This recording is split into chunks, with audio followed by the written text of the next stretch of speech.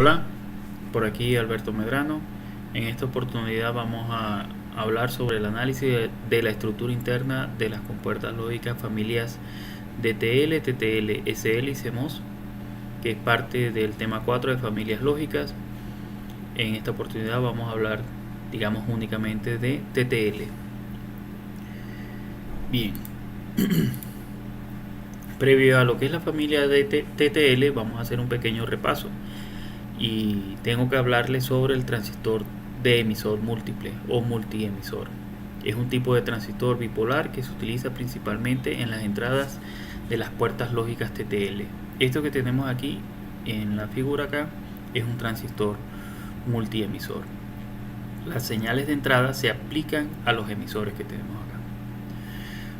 El voltaje presentado a la etapa siguiente se reduce si una o más de las uniones base-emisor tiene polarización directa, lo que permite realizar operaciones lógicas utilizando un solo transistor.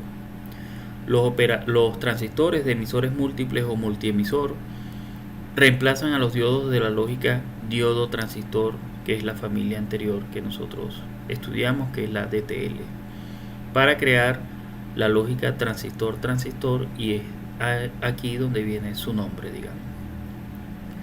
Esto también permite reducir el tiempo de conmutación y la disipación de potencia, este tipo de componentes respecto al diodo.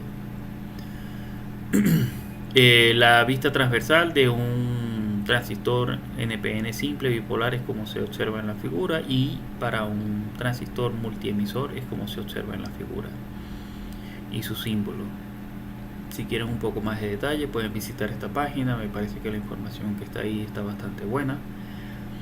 Y para efectos prácticos, como yo prefiero utilizar mucho el entorno de simulación, pues como ese componente no está disponible, yo lo que hago es que utilizo transistores BJT simples y se hace la conexión de sus respectivas bases y colectores entre sí, dejando los terminales de emisor. Es decir, que cuando ustedes vean esto en el entorno de simulación, en realidad lo que se está simplificando es lo que se está es emulando esto, ¿no? Otro repaso importante que tenemos aquí es que existen 4 condiciones de polarización posibles. En este caso, para la familia TTL las estamos utilizando todas en algunas partes de algunas partes de sus análisis de circuito. Entonces vale la pena hacer un pequeño repaso sobre lo que son las posibles condiciones de polarización posibles del transistor. Entonces tenemos la región activa directa, que corresponde a una polarización directa de la unión emisor base y una polarización inversa de la unión colector base. En esta región de operación normal es la zona en la que se utiliza el transistor como un amplificador, digamos. La región activa inversa corresponde a una polarización inversa de la unión emisor base y una polarización directa de la unión colector base. Esta región es utilizada raramente, pero en particular para la familia TTL se utiliza. Y las otras 2 regiones que quedan son la región de corte y la región de saturación. Son tal vez las más populares, las que nosotros utilizamos como para utilizar al transistor como un switch. La región de corte corresponde a una polarización inversa de ambas uniones. La operación de esta región corresponde a aplicaciones de conmutación en modo apagado, pues el transistor actúa como un interruptor abierto. Al estar el interruptor abierto, digamos, la corriente de colector por ese transistor es 0. La región de saturación corresponde a una polarización directa de ambas uniones, y la operación de esta región corresponde a aplicaciones de conmutación en modo encendido, pues el transistor actúa como un interruptor cerrado. Al estar cerrado, pues va a existir una diferencia potencial también entre lo que es colector y emisor, que normalmente es 0.2 voltios. Entonces ya con esta introducción, pues entonces vamos a arrancar con lo que es la familia TTL. TTL fue inventado en el año 61. El primer circuito integrado manufacturado con esta tecnología o con este arreglo fue en el 63, pero se vuelve extremadamente popular en el 66 con la aparición del encapsulado plástico, muy económico. Y lo que es aún lo que es hoy en día aún disponible y se conoce como la serie 74XX, que particularmente aún usamos y desarrollamos alguna aplicación con esto, ¿no? Con sus respectivas variantes de velocidad, que bueno, de eso hablaremos luego. El transistor en este caso permite obtener una tensión de salida alto y bajo, 0 a 1, relativamente independientes a la carga. En la tecnología TTL eso no sucedía porque la tensión y corriente de salida dependían de la señal de entrada directamente.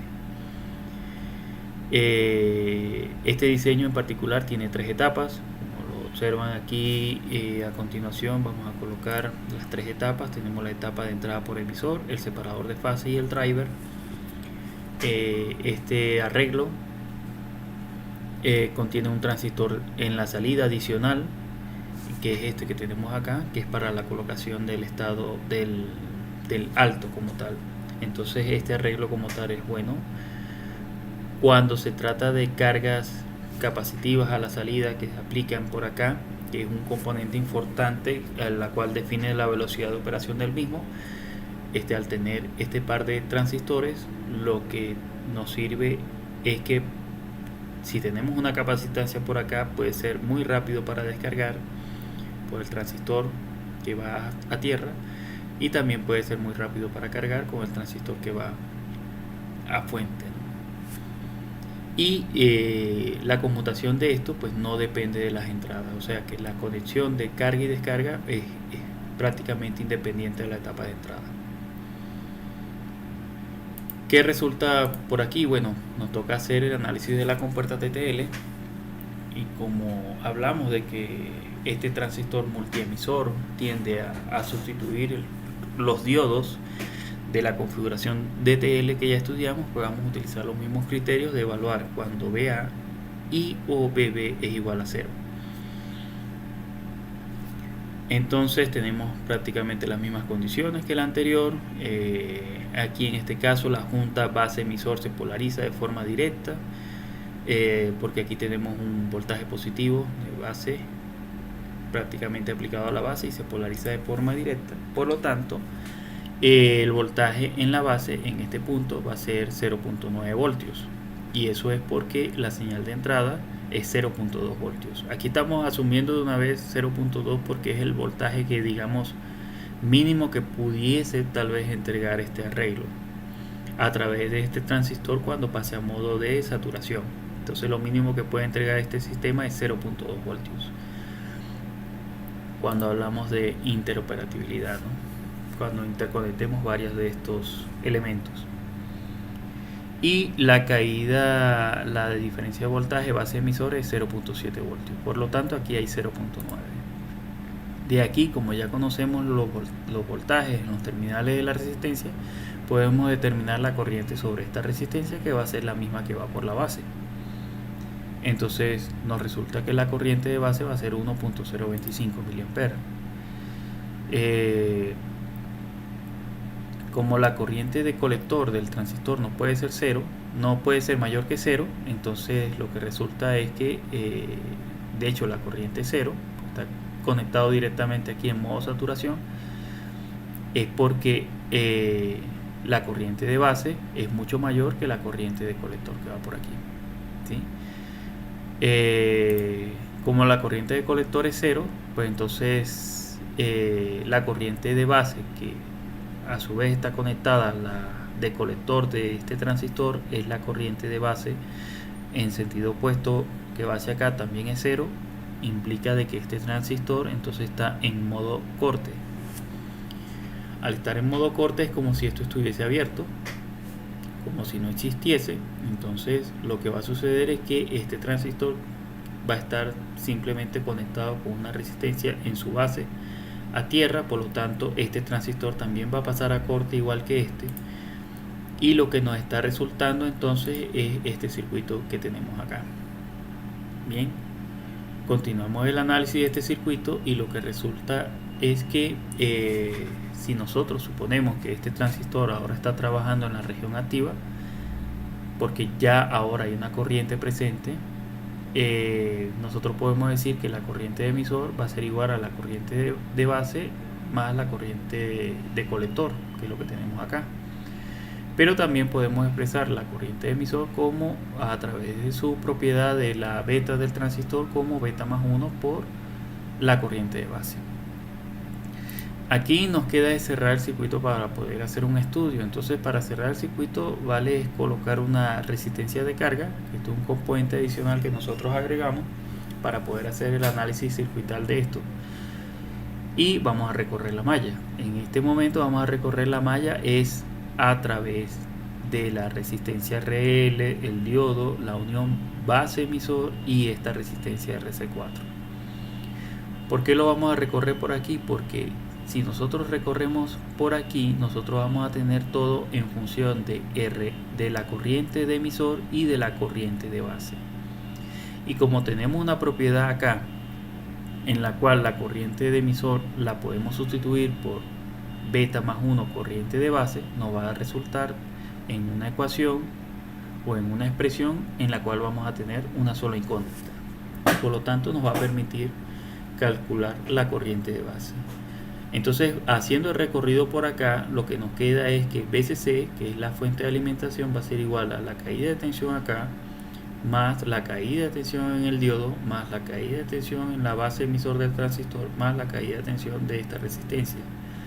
Y sustituyendo los términos, PRL es la diferencia de potencial por la corriente. Bien, sería la diferencia potencial de RL va a ser la corriente por la resistencia. Y eso es un valor que nosotros aquí conocemos. La corriente es esto por la resistencia, que es esto.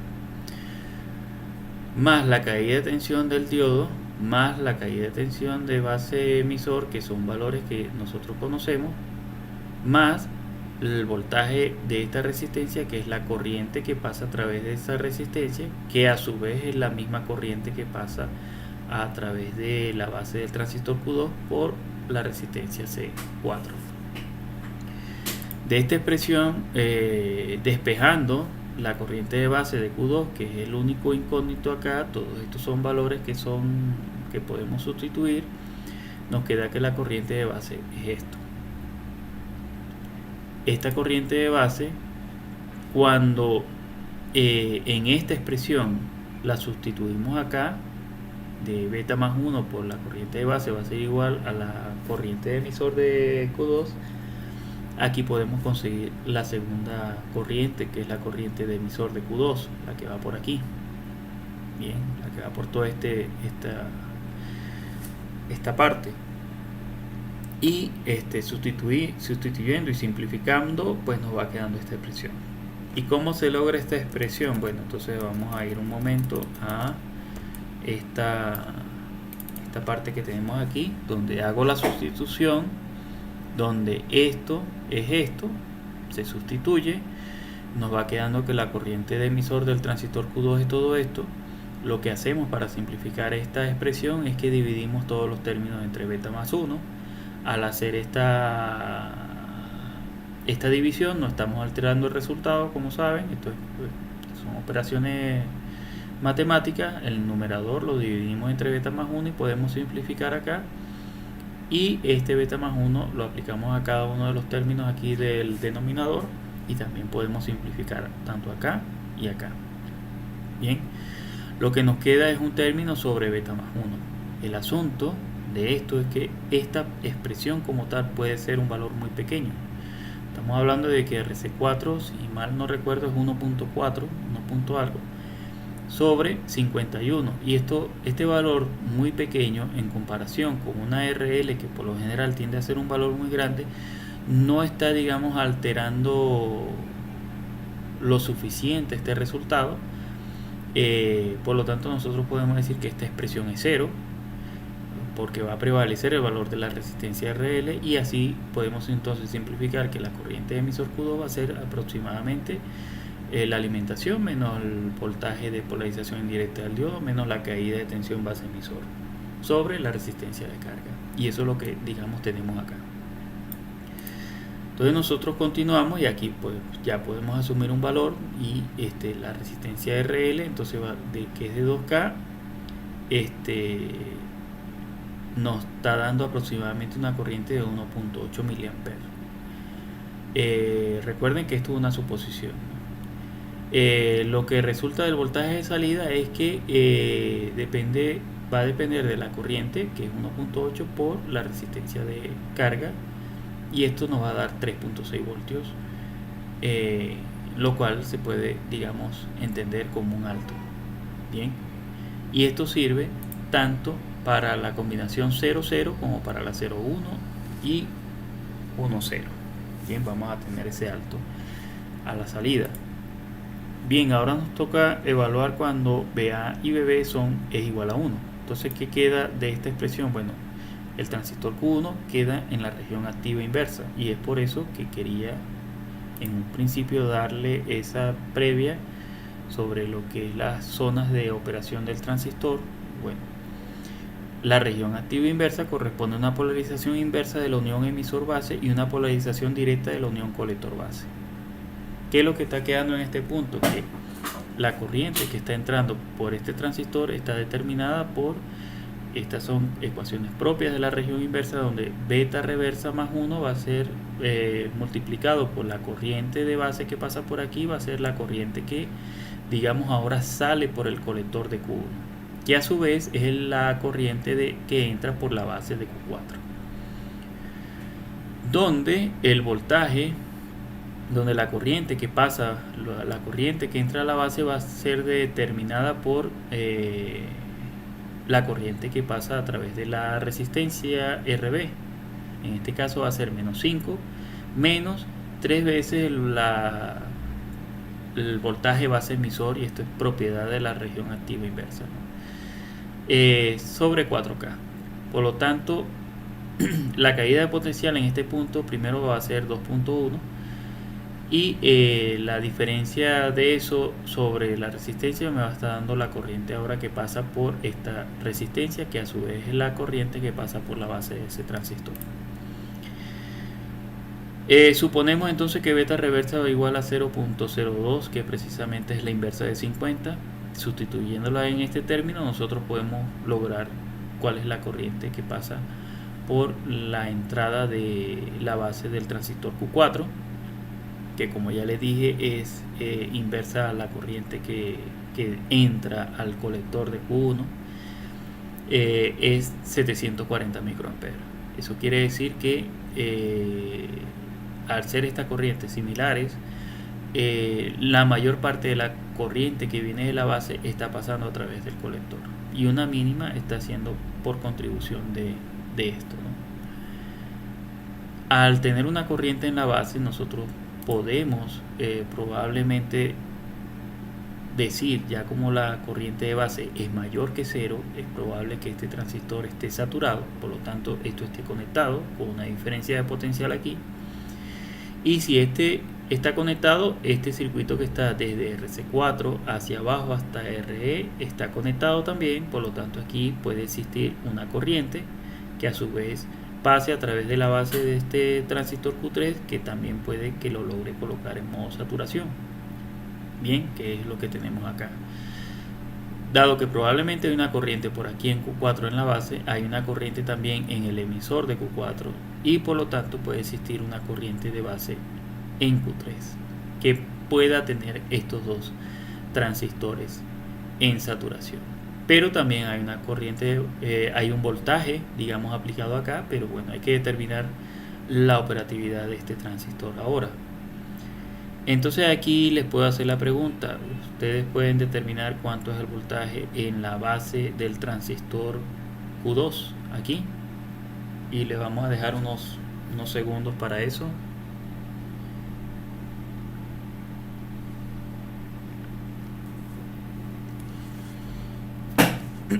Pues sí, efectivamente la caída de tensión ahí es 0.9, tal cual como lo han imaginado.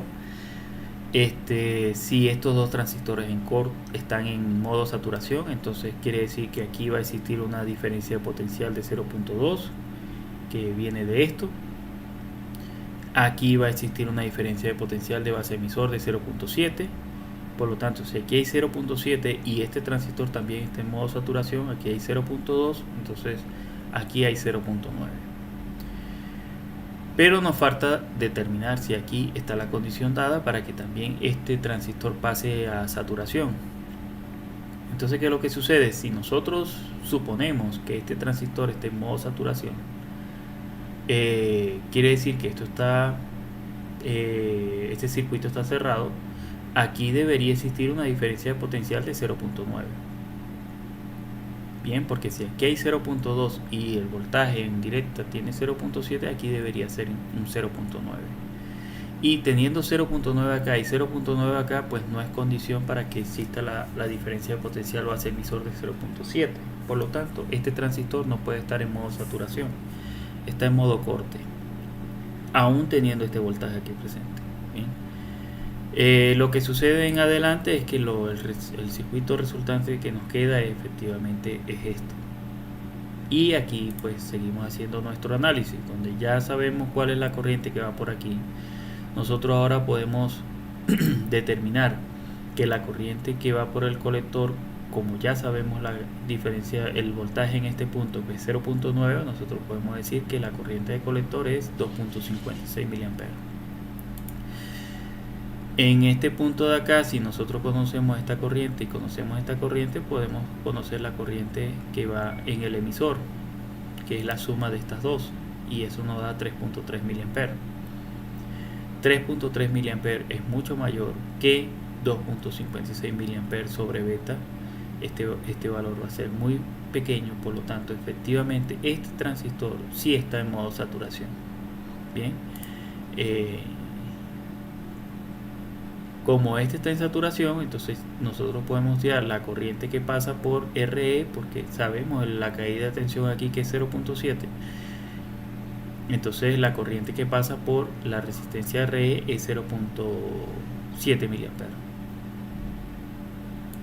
Al conocer la corriente que pasa por aquí y la que entra por acá, podemos conocer la corriente de la base. Entonces la corriente de base es 2.6 mA. Entonces es razonable que Q3 también esté saturado, tal cual como lo habíamos, previsto. Por lo tanto, el voltaje de salida es 0.2. Perdón, aquí es 0.2 porque tiene que ser el voltaje de saturación, voltaje de colector emisor en modo saturación. Bien.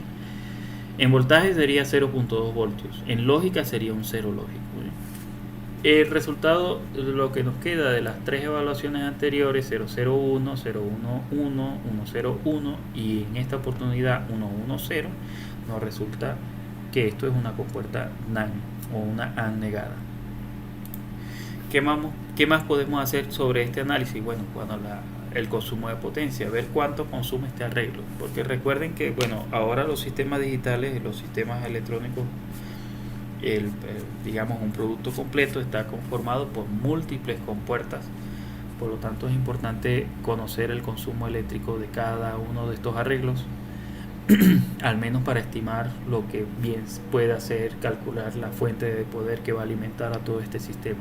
Entonces, cuando la entrada es alta, es decir, cuando la entrada aquí es alta, las corrientes que hay en este sistema son precisamente la corriente que va por aquí y la corriente que va por acá. Bien.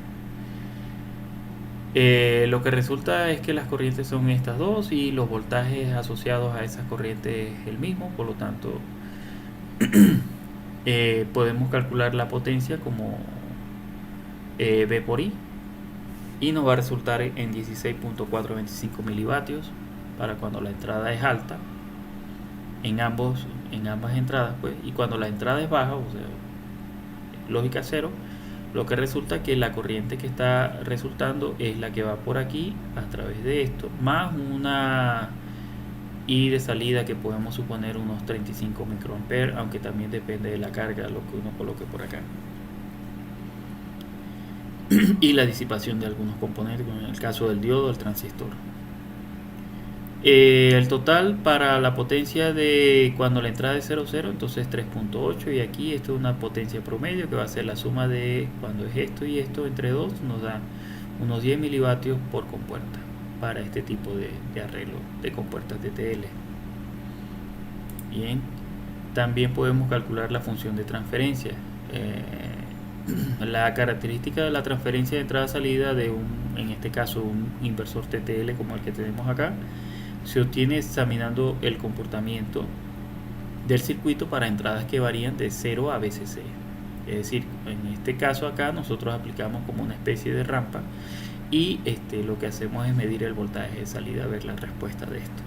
Los resultados que están acá o los valores que están acá, digamos, no son representativos con lo que calculamos previamente. Esto es lo que estoy montando en una herramienta de simulación para ver si me daba la curva característica de la respuesta a la salida.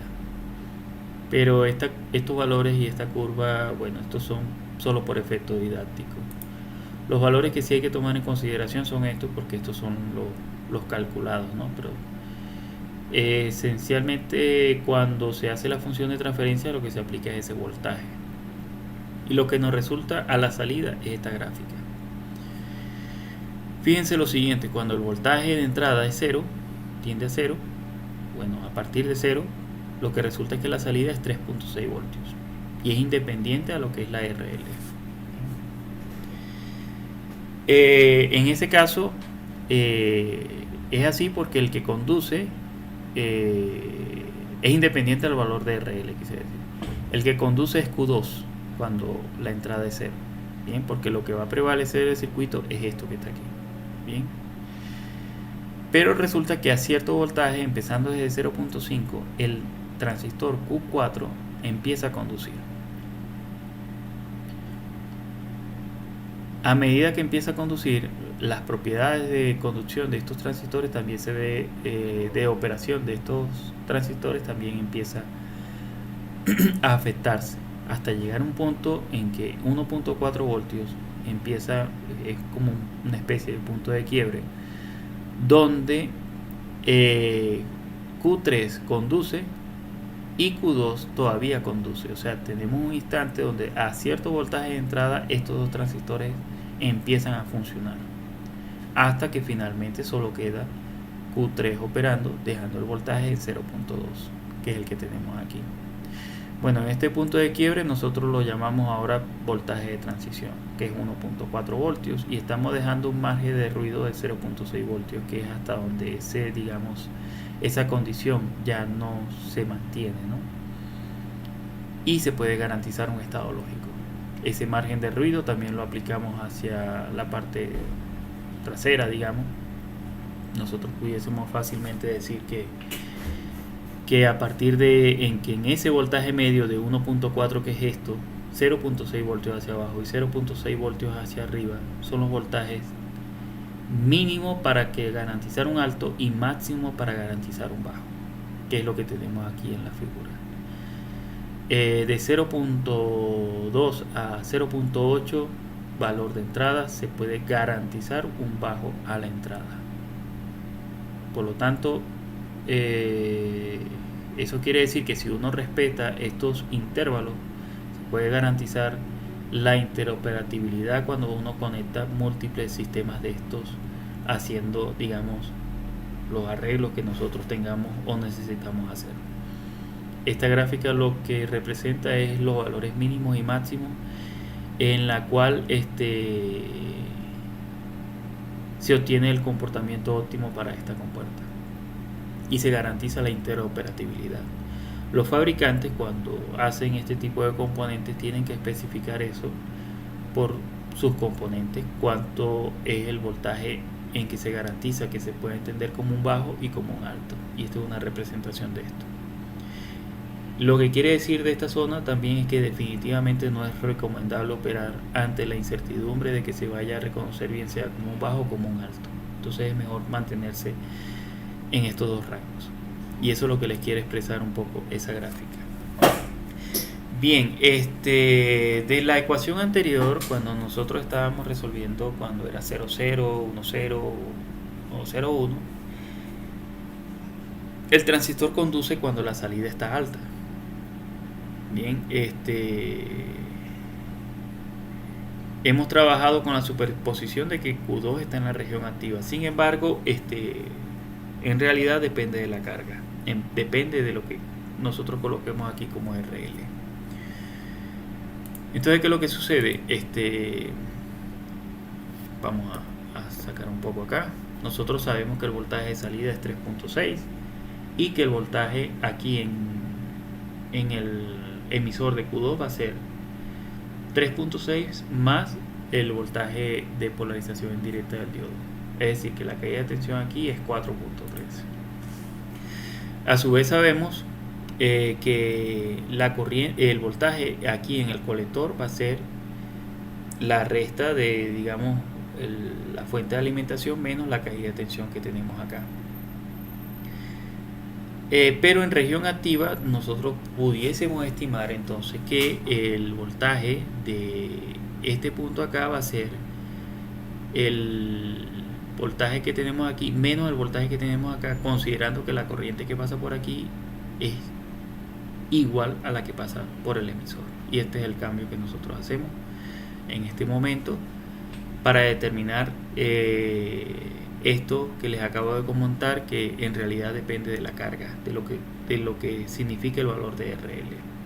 Bien, entonces con este cambio en región activa, nosotros pudiésemos también decir que la diferencia de potencial entre colector y emisor ya no va a ser igual a 0.2, que es lo que tenemos acá, que es en modo saturación. Recuerden que ahora estamos en modo activo y el transistor en esta región tiende a funcionar como un amplificador. De hecho, este voltaje tiende a subir, es mayor a 0.2. Entonces aquí lo que vamos a hacer es una sustitución donde este término nosotros ya lo conocemos, que es esto. Este término nosotros ya lo conocemos, que es esto. Aplicamos la sustitución y decimos que esto es mayor a 0.2.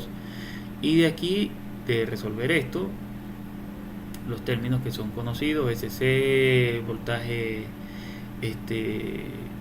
Q2, todos estos son términos que son ya conocidos. Voltaje de Q2 es 4.3, lo sustituimos y despejamos la corriente en emisor de Q2, que es esta que está por acá, y nos va a resultar que la corriente es efectivamente 3.84 miliamperes. De aquí entonces podemos deducir que el voltaje de salida ahora va a ser igual a la corriente esta que hemos calculado por la resistencia RL, donde RL también la podemos escribir como el voltaje de salida sobre la corriente de emisor. ¿Bien? ¿Qué es lo que sucede? Para una corriente de 3.84, 3.86, que es lo que tenemos, aquí hay un error de tipeo. Pero bueno, efectivamente RL va a ser un valor que es 932 ohmios. Este es el valor, digamos, RL umbral, en la cual si nosotros queremos que este valor, si ese valor está por encima de esto que hemos calculado, se puede garantizar de que Q2 trabaje de forma activa.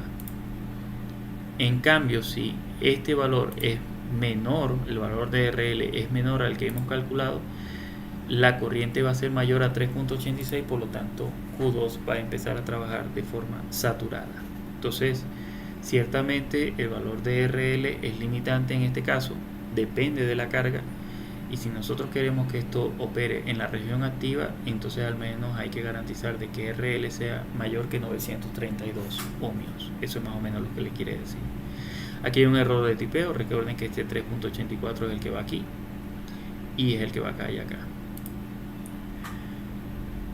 Bueno, la capacidad de carga y descarga del condensador, asumiendo que hay una capacitancia a la salida, ¿no? O sea, ¿qué efecto tiene en el análisis? ¿Qué efecto tiene en la respuesta de este componente cuando tiene una capacitancia a la salida?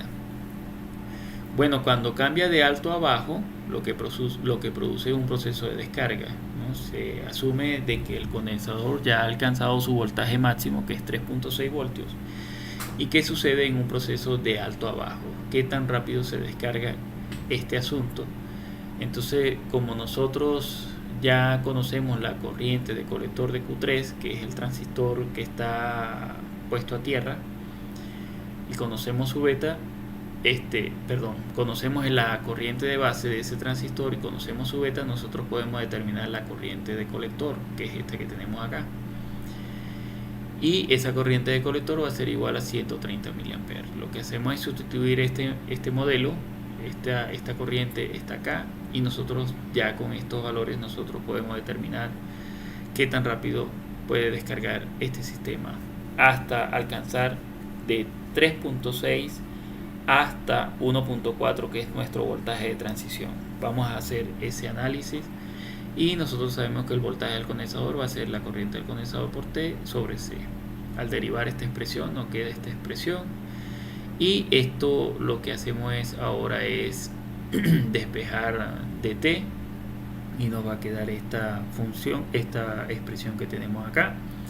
La parcial del voltaje vamos a hacer un cambio entre, vamos a calcular desde que toma desde 3.6 hasta alcanzar 1.4 voltios, lo multiplicamos por su capacitancia y lo dividimos entre la corriente que está pasando del circuito equivalente, y esto nos va a resultar en 1.7 nanosegundos, lo que toma en descargar desde 3.6 hasta 1.4.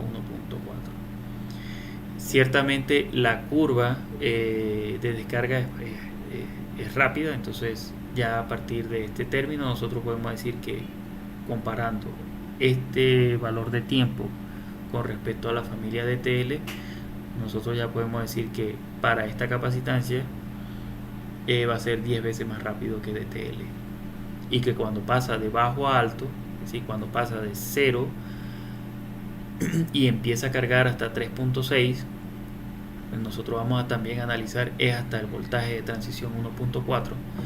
Entonces lo que nos toca hacer en este caso es conseguir un circuito equivalente de esta expresión. Nosotros podemos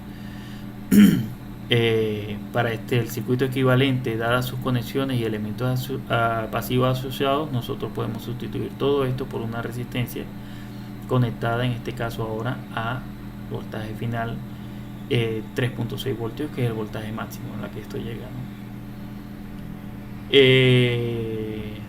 Esta impedancia va a ser 2 por RC4, que es esta resistencia que tenemos acá sobre su beta, y esto va a ser igual a 64 ohmios. En adelante lo que tenemos un circuito RC desde que va con el voltaje final, que es 3.6, la resistencia y un condensador puesto a tierra, y lo que tenemos es que analizar ya es un circuito de descarga cuando se tiene un valor inicial. Bien. ¿Qué sucede acá? Bueno, el tau va a ser RC, que es esto, es 6.4 nanosegundos. La ecuación característica de descarga de carga de un condensador, porque ahora vamos de bajo a alto, es esta que tenemos aquí. Entonces el voltaje inicial es 0.2, el voltaje final es 3.6 voltios. Más sin embargo, nosotros necesitamos es tener el valor de tiempo cuando este alcance el 1.4 voltios. Ese es el valor que nos interesa, cuando alcance el voltaje de transición. Por la propiedad de número de epsilon y logaritmo natural, nosotros podemos de esta expresión, que todos los valores, digamos, son conocidos. BC de T va a ser 1.4, BF es 3.6 y BI es 0.2. Aquí es 3.6, el tau es 6.4 nanosegundos. Nosotros nos resulta que el tiempo T va a ser igual a 2.8 nanosegundos para esta capacitancia de 100 picofaradios también. Entonces lo que resulta es que la tecnología TTL es unas 16 veces más rápida que DTL cuando el condensador pasa de bajo a alto, analizado hasta el voltaje de transición, que es 1.4, es la referencia que estamos tomando.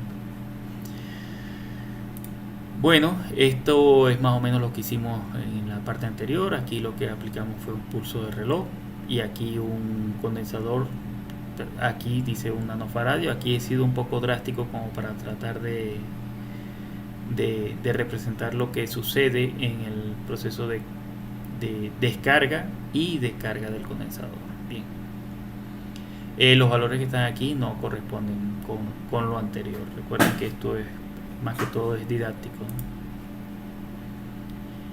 El cálculo de impedancia de salida del seguidor de emisor. Bueno, esto aquí también pues no tenemos más detalles que lograr a través de un circuito equivalente del transistor de Q2, que es el que digamos es el elemento terminal de nuestra compuerta TTL. También nos toca hacer una suposición de un valor propio del transistor, y en este momento vamos a suponer un valor ZE de 1.4 kilo ohm. Esto sí es nosotros suponemos este valor, y lo que nos toca es calcular la corriente total que pasa a través de de ese elemento, en este caso la corriente del emisor Q2, que como saben es aproximadamente ajustado a la... También podemos escribir, o sea, nosotros necesitamos la corriente de emisor, pero eso también lo podemos expresar como menos beta más 1 por la corriente de base de Q2. Convenientemente vamos a utilizar esta porque el voltaje total va a ser menos la corriente de beta de la corriente de la base del transistor Q2, que multiplica a RC4 más la ZE, que es un valor que nosotros hemos supuesto para el modelo de este transistor, y conviene utilizar este porque así nosotros podemos simplificar estos dos. Recuerden que la impedancia es RT igual a BT sobre IT, entonces aquí podemos hacer una simplificación bastante rápida y nos va a quedar todo en términos de RC4 más ZE sobre beta más 1, y es igual a 58 ohmios. Al final lo que se quiere con esto es que se ha determinado la impedancia de salida y la impedancia es muy baja. Una impedancia de salida baja junto con una impedancia de entrada alta es algo bastante preciado, sobre todo cuando uno quiere interconectar sistemas, y así pues se mantiene la mejor interoperabilidad en ellos.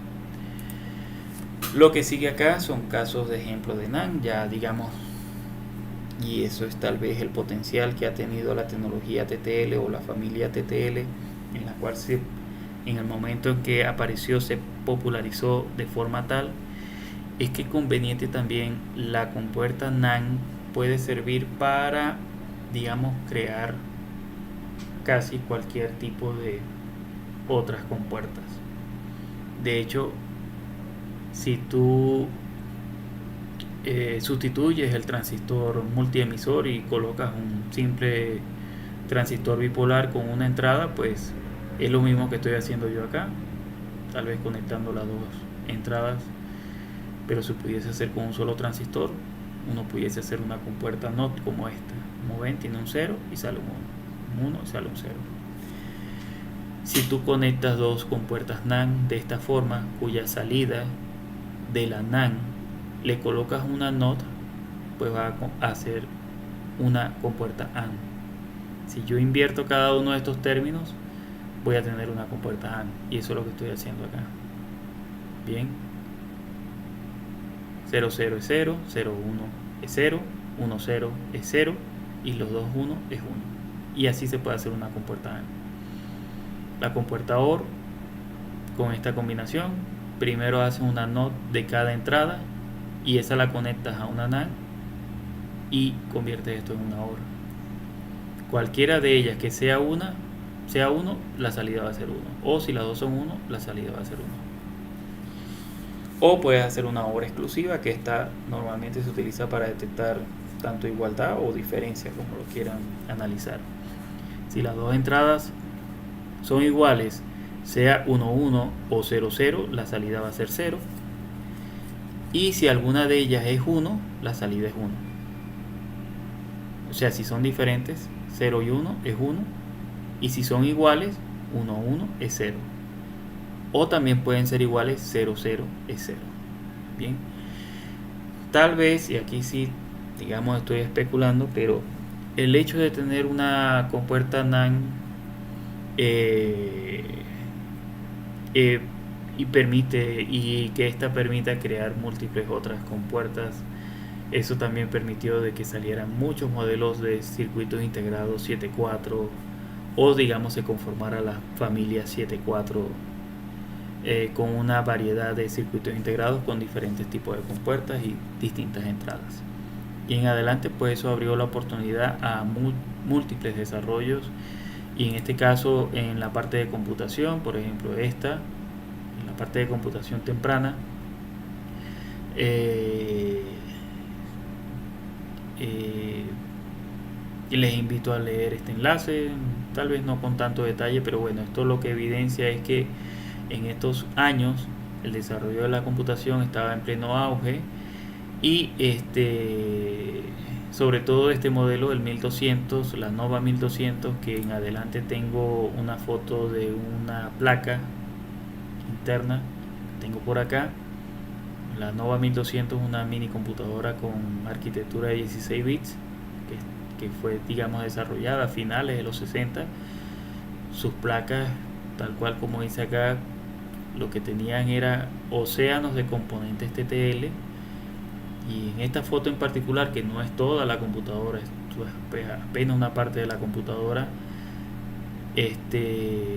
todos estos encapsulados DIP que están por aquí instalados son de la serie 7400, por lo tanto dispositivos TTL. O sea que aquí hay una buena cantidad de compuertas solo en esta computadora. Y sin embargo, con las limitaciones de potencia y demás, con esta computadora, la Nova 1200, se pudo hacer el primer tomógrafo de uso comercial disponible, donde se utilizaba la Nova 1200, que es esta computadora que está por aquí, como unidad de procesamiento de imágenes generadas por este escáner. Cabe destacar cómo ha cambiado la tecnología de lo que fue en los años 60, a finales de los años 60, hasta lo que son los tomógrafos modernos, donde claro, no vamos a comparar ni resolución ni velocidad de procesamiento en este caso, sería algo injusto, pero de hecho estas etapas de computación temprana con la tecnología TTL pues logró desarrollar importantes avances en computación, y bueno, de ahí en adelante pues el crecimiento fue exponencial en lo que es la parte de compuertas y todo lo que es la electrónica digital.